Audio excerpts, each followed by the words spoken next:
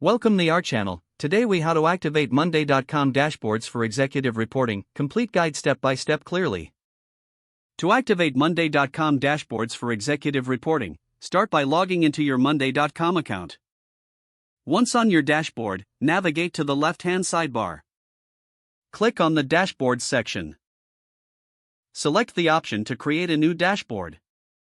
You will see a prompt to choose a template or start from scratch. For executive reporting, consider selecting a template tailored for higher-level insights. After choosing your template, click Use Template or Create Dashboard to proceed. Next, name your new dashboard to reflect its purpose, such as Executive Reporting Dashboard. Now, you will need to add relevant boards to your dashboard for data visualization. Click on the Add Widgets button to see available options. Choose from widgets that best display the data you want to report on, such as charts, graphs, and status indicators.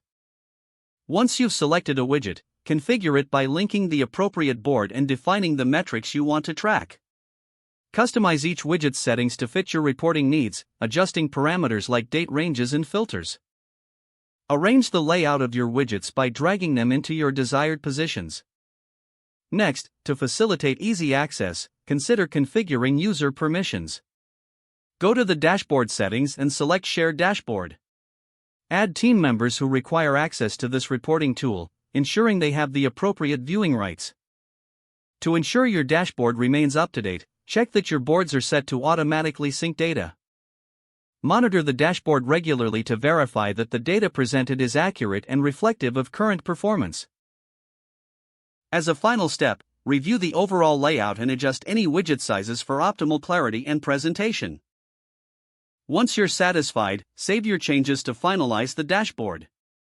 Your Monday.com dashboard for executive reporting is now activated and ready for use. If the page does not load, refresh the browser or try again in a private or incognito window. Make sure you are using the correct email address, then retype it carefully to avoid small typos. If your password is not accepted, use the reset option and create a new strong password you can remember. Check your spam folder for verification or security emails, then complete any requested confirmation steps. Enable two-factor authentication if available to improve account security and reduce unauthorized access risk. After signing in, review your profile details so your contact information and settings are accurate and current. If you see an error message, note it down and try again after restarting your device and internet connection.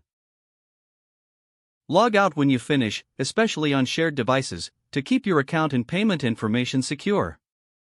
Don't forget to like this video and subscribe to our channel for more step-by-step tech guides.